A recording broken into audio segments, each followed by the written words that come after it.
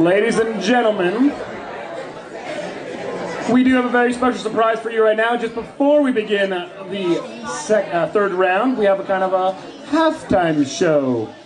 In order to properly promo Saturday night's guest of honor, we thought we'd let him do a piece for you tonight to let you know what he's all about.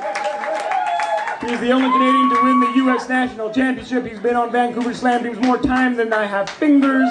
And he's got a new book out there at the merchandise table full of other chock-full of goodies from artists. Everyone, Shane Koyczan!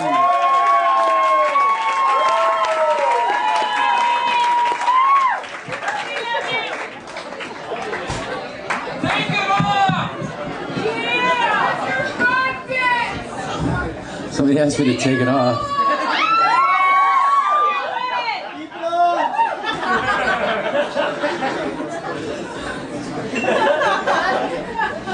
Feeling kind of exposed. How you guys doing? Are you guys having a good time so far? Ooh. Isn't the slam amazing so far? Oh my god. All right. Shit.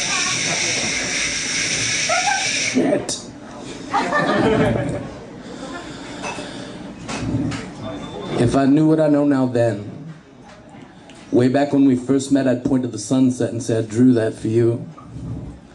See, every now and then you can catch it wrinkling in the rain. See, I can talk a good game from the stage.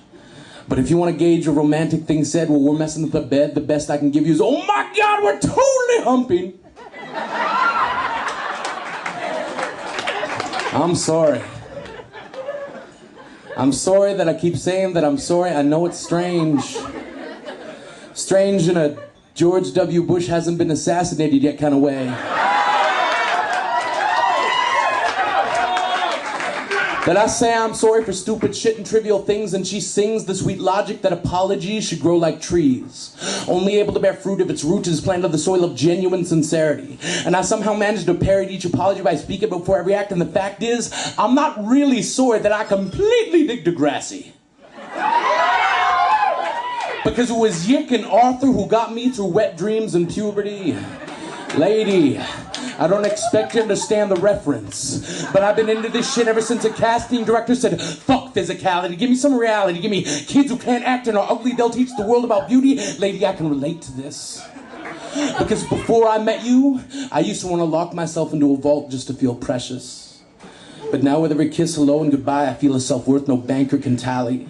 And my heart is a protest that I let it rally against my ribs, because I want to build my bones into cribs and lay my reluctance to rest. Test what it would be like to live frenetically, to hold you unapologetically, to plant a giving tree on my front lawn so that when you're gone it can give you back to me. And I'm sorry that when you sleep next to me you're forced to listen to the symphony of the unplugged nostril. And I'm sorry that one time for some reason I called you ma'am. That's fucked up. Fucked up in a I just bought a pair of Speedos so I can go swimming with you kind of way.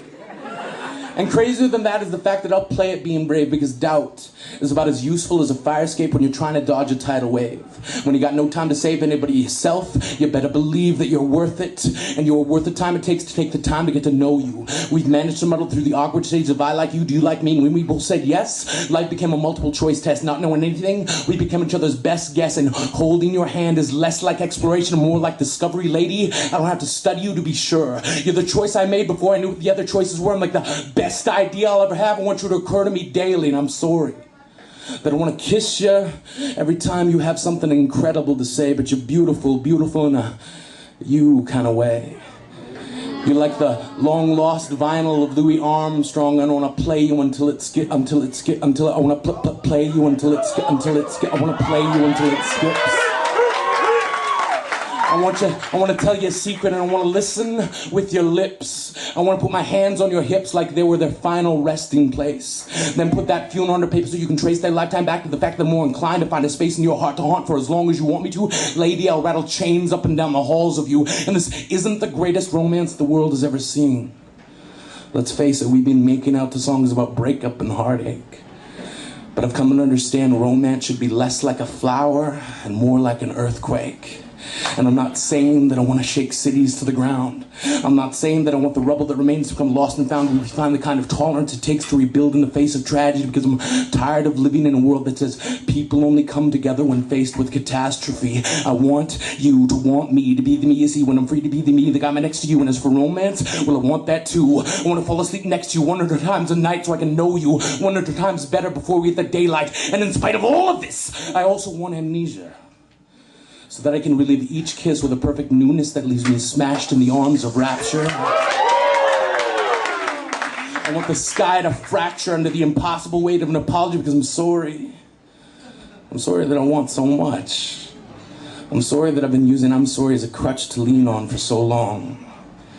But if you sing me that song of sweet logic again, then I promise to make the effort to stand on my own. There's a reason that our hearts are more like a muscle and less like a bone. I've known so many people who've grown up flexing it in front of the mirror as if falling for their own reflection would be adequate, and that's bullshit. Because we only get from now until the time we go. And if they've only got time to love themselves, then no one's gonna be around to hear the sound of their heartbeat echo. So lady, don't expect an apology when I tell you I'm wholly held together by a heart that pumps glue. It's the strongest muscle in my body, and I'm flexing it for you.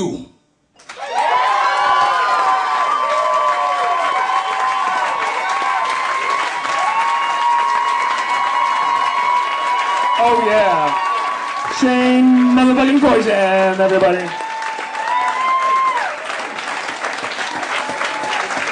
There's only one Shane out there, guys, undoubtedly.